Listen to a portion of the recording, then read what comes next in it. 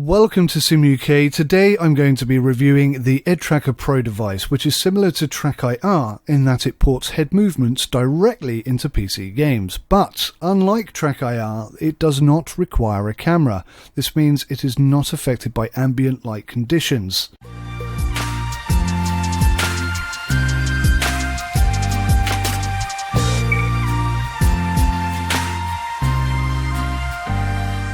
So I received this device from Dan at EDTracker in order to test and formulate this review. Thank you very much, Dan and EDTracker. To buy this device will set you back £37.50. That includes postage and is quite competitive. There is also a DIY version available which will cost you as little as £10. You can either source yourself or you can buy a PCB board directly from EDTracker. That will set you back £4.17, or for just a few pounds more, £6.67, you will also get an enclosure. Now, I have seen some people use a Tic Tac box as an enclosure, so there are options available to you. All devices come with a 12-month warranty, and they provide online tech support. The device arrived in a compact and understated brown cardboard box, not much bigger than a mobile phone. Inside there was a small leaflet which served as a welcome and included instructions on how to get started. There was a very good quality micro B USB cable which was braided and therefore non-tangle, quite possibly the best USB cable I have ever seen. And the EDTracker Pro, which is protected by a fitted cardboard housing. This ensures that the EDTracker Pro remains secure and can't move about during transit. The packaging also included two Velcro squares which I used to attach to my headset. Just ensure that the device is attached with the screws pointing downwards. Alternatively, there are a set of cable ties intended to secure to your headset. Some people use elastic bands as an alternative. For me, I found this hurt my head as it compressed the soft foam padding on the underside of my headset. The EDTracker Pro is not bound to just being used with a headset. It is in fact designed to be attached to either a headset, a cap or a headband, so it's pretty versatile in that sense. Using the Velcro method as I do enables you to quickly switch between them. Installation is pretty simple. You are initially directed towards the EDTracker website where you will be provided with a setup guide which you can either view online or download as a PDF, and there is also technical support available online should you need it. In short though, the setup procedure consists of downloading and installing EDTracker Pro software, fixing the device to your headset, cap or headband or anything else you can think of, connecting it to the PC using the braided micro B USB connector, and then following the setup wizard which will guide you through the calibration process.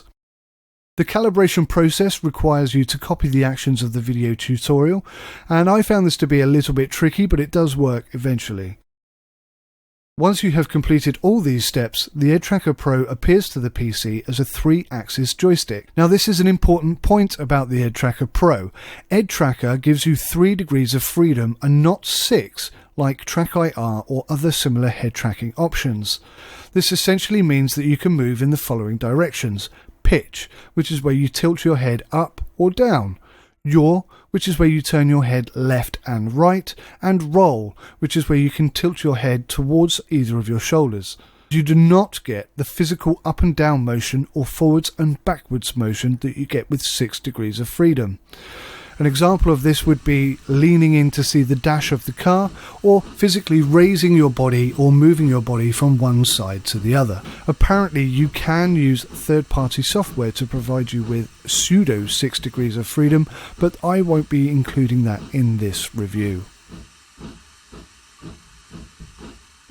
I found that setting up the EDTracker Pro with games was a little bit less straightforward than some of the other head tracking devices that I have reviewed. For some games though, it's not as simple as plug it in and go.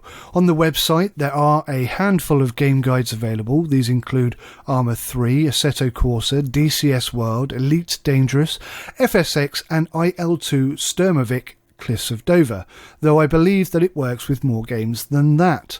Like all of the other head tracking devices though, it is necessary to create and configure a profile for each game that you want to play, and to be fair, this is more to do with the game's interpretation than it is to do with the device itself.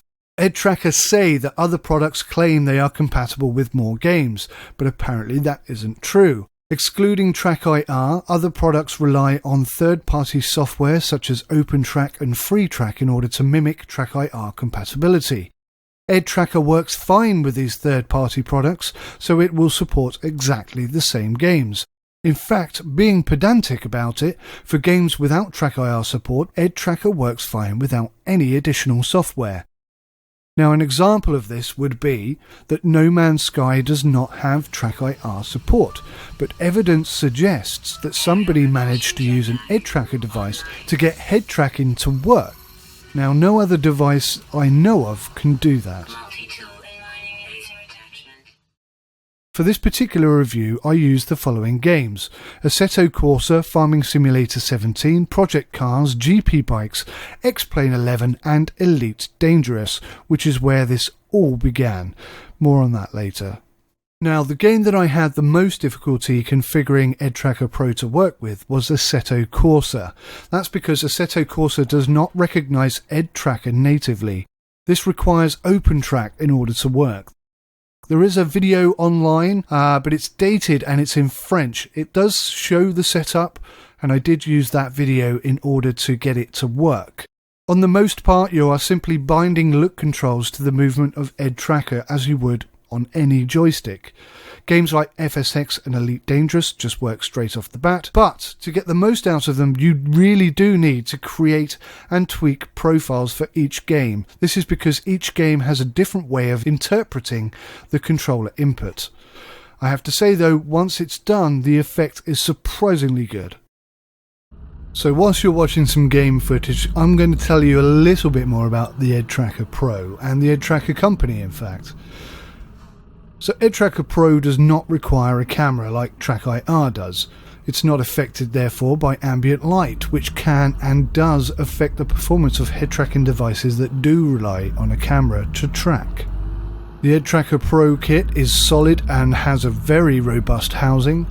It's a very good build quality all over. EDTracker Pro has super low latency, unlike wireless devices. That's primarily due to the USB cable which connects it directly to the PC. This is obviously important to gamers, especially serious gamers, as there is little to no delay from your head movement to the PC receiving that movement.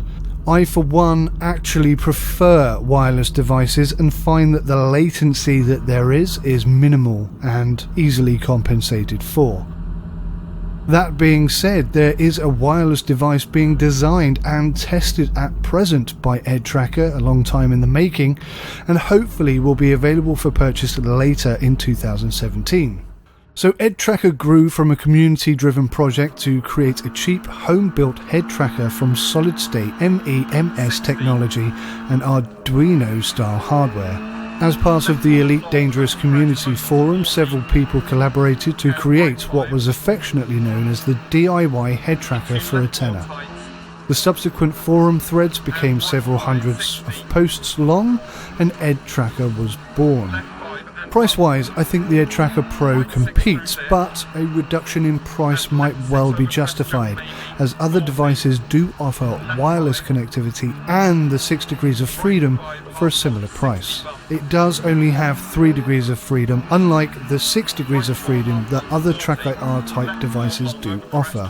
For some, this is going to be a deal breaker, but for me, it's not that big a deal. I don't tend to need the additional movements in most games. It does not require a camera. This is a massive pro for the EDTracker, as it's not affected by ambient light. This means you can sit in a light room, a dark room, it makes no difference, there'll be no interference whatsoever. It does have a lower latency as it is connected directly by a USB cable. This means that there is less demand on the CPU, but you do of course have the inconvenience of having a cable attached. If, however, you have a cable-attached headset already, this probably won't be an issue for you, and one thing you can do, obviously, is connect both of those cables together. The EDTracker is more robust than any TrackIR device, and this is deliberate due to design. There are no sticky out bits which you can break off, and the housing is very well built and robust. One thing I specifically like about EDTracker is that it can be centrally located. TrackIR has less field of view when turning your head towards the mounted side. This effectively means that your face blocks the signal. No such issue with EDTracker. Personally, I don't like cables, and I never have. I have a wireless keyboard and mouse, and my headset is also wireless. So I'm really excited to see what the newer, faster wireless version, hopefully released later this year, will offer. Though I don't know what the price will be, and I also don't know if there will be a DIY version available, though I suspect there won't be.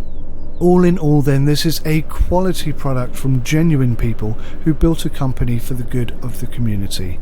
What more can you possibly ask for? Oh yes, wireless. And that's coming later this year.